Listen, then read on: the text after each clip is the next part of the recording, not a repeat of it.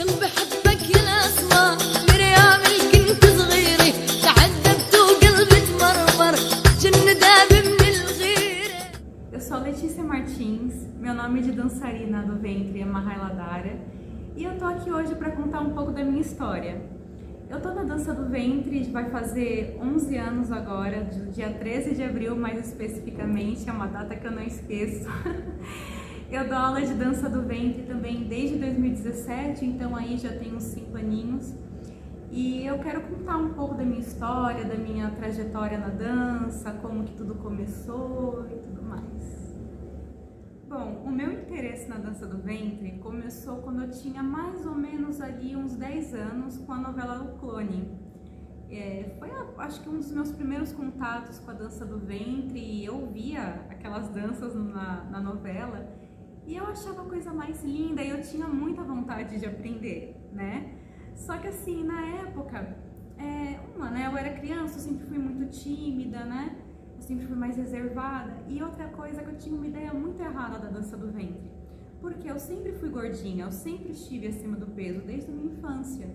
Então eu tinha aquela ideia muito errada que assim, poxa, então a dança do ventre ela não é pra mim, né? Pra eu fazer a dança do ventre eu teria que ser magra, né? Essa era a minha ideia na época. Só que assim, a minha vontade de aprender era muito grande, Só que por conta da minha vergonha, da minha timidez, da minha insegurança, eu fui me inscrever numa aula de dança do ventre 9 anos depois, quando eu já estava com 19 anos. O tempo passou, mas a minha vontade de dançar não passou. E aí, quando eu fiz 19 anos, eu tive coragem, que eu não sei nem como que eu tive tanta coragem assim, de finalmente me inscrever numa aula de dança do ventre. E pra mim, assim, aquilo ao mesmo tempo que eu tinha aquela felicidade, poxa, eu tô aqui dançando, né, começando a aprender a dança do ventre, né, eu também tinha muitas inseguranças.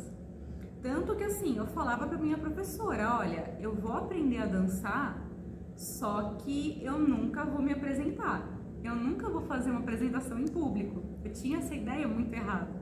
E, gente, eu preciso falar, eu amo me apresentar, eu amo o palco.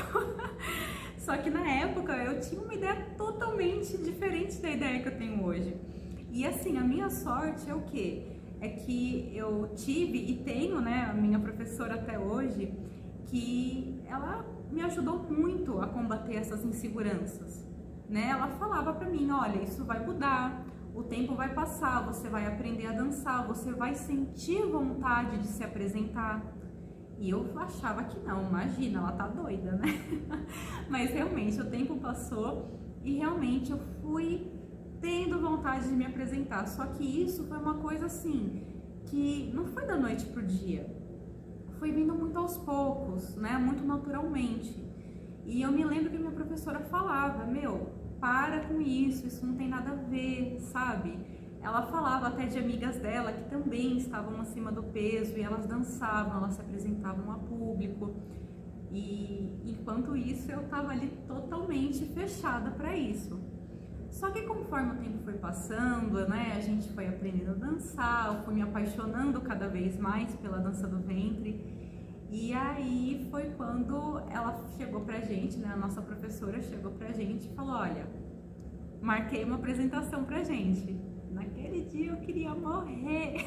Aí já começou aquele frio na barriga, aquela insegurança, né, aquele medo de errar aquela coreografia que, apesar de eu já ter repetido ela 1500 vezes, no mínimo, eu morrendo de medo de errar. E assim, não era só o medo de errar, era o medo de como que eu seria aceita ali na plateia. Porque o meu medo era assim, como que as pessoas vão reagir vendo uma gordinha na dança do ventre, né? E assim, muita coisa que me encorajou também na época foi ver bailarinas do ventre que também estavam acima do peso, dançando de barriga de fora, e eu vendo assim a plateia elogiando, aplaudindo, e foi o que aconteceu comigo também.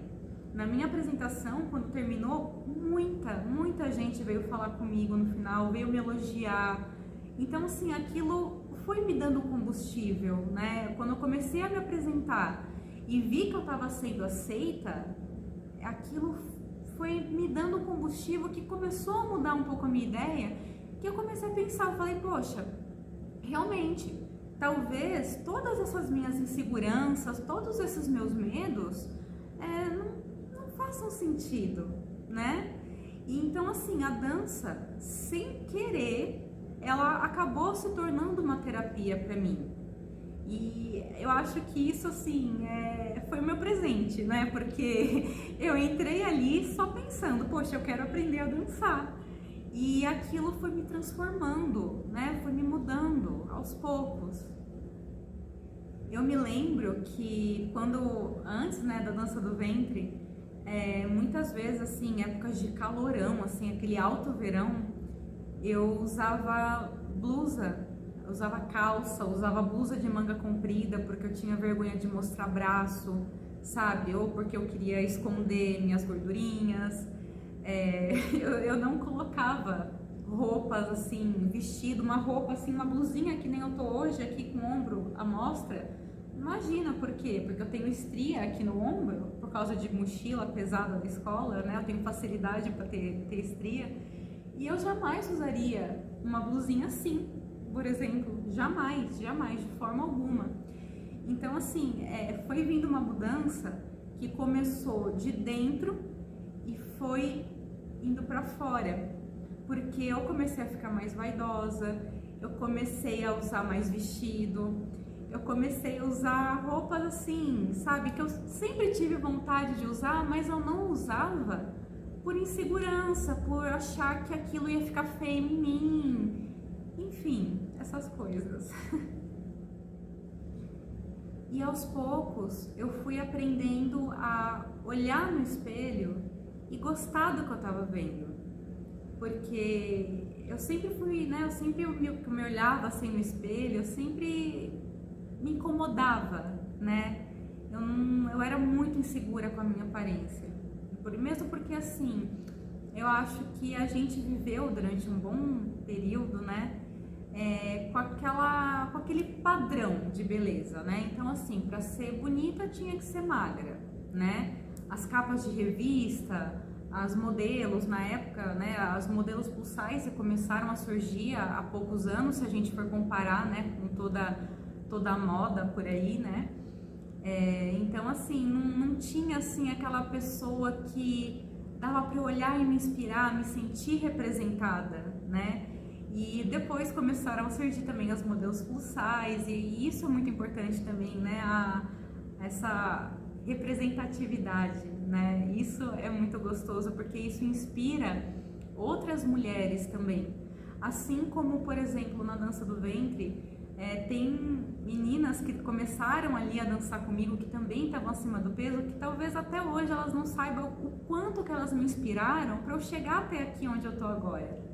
E assim, eu fico muito feliz quando alguém chega para mim e fala também que me admira, que eu sou uma inspiração para ela, porque assim, eu vejo que mais do que ensinar a dançar, eu tô passando também um pouco disso para as minhas alunas. Eu tô vendo que a dança também tá tocando elas da forma que a dança me tocou.